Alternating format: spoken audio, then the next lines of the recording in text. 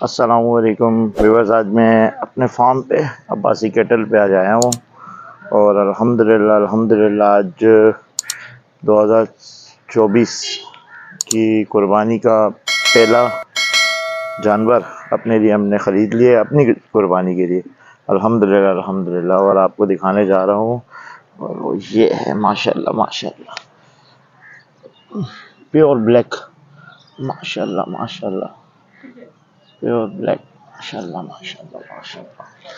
मैं दिखाता हूँ फुल चट ब्लैक, चट ब्लैक। इंशाल्लाह अपने फार्म की अपडेट सबको इंशाल्लाह डेली अब अपडेट होती रहेगी इंशाल्लाह। और ये आज पहला अपनी कुर्बानी का दुम्बा जो है ने ख़रीद लिया है। माशाल्लाह माशाल्लाह, अल्लाह कबूल फरमाए माशाल्लाह।